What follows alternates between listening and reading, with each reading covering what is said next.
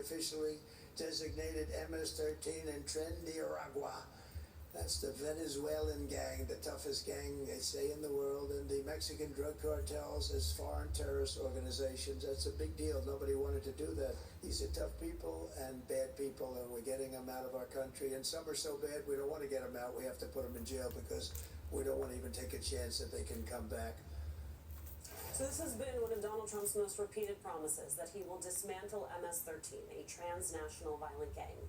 But now, new reporting in the New York Times reveals how a deal Trump struck with El Salvador's President Bukele is threatening that promise. The Times reports this, quote, "In exchange for helping President Trump carry out his deportation agenda, the United States paid El Salvador millions of dollars, adding an important sweetener at Mr. Bukele's request: the return of key MS-13 leaders in American custody.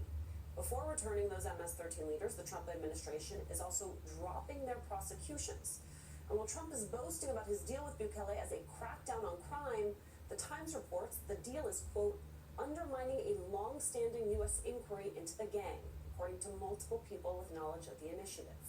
Joining us now, Vice President for Immigration Policy and Campaigns at Forward U.S., Andrea Flores Cornell, is back with us. Andrea, explain to me what is happening.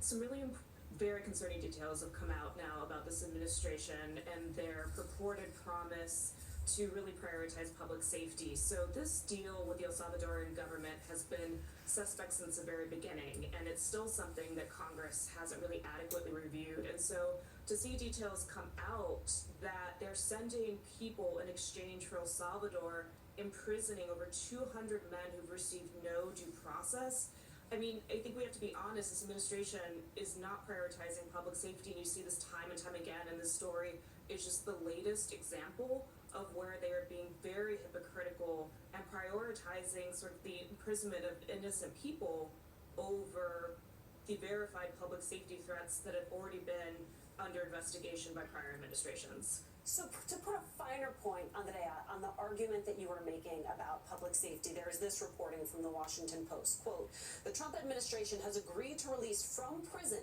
a 3-time felon who drunkenly fired shots in a Texas community and spare him from deportation in exchange for his cooperation in the federal prosecution of Kilmar Abrego Garcia." That's according to review of court records and official testimony. What does that say to you, Andrea? It says that this administration is willing to go to incredible lengths to actually arrest, detain, and deport people that we know have no criminal convictions, who have only civil offenses, and that their goal of mass deportation is actually much bigger than their goal of national security and public safety.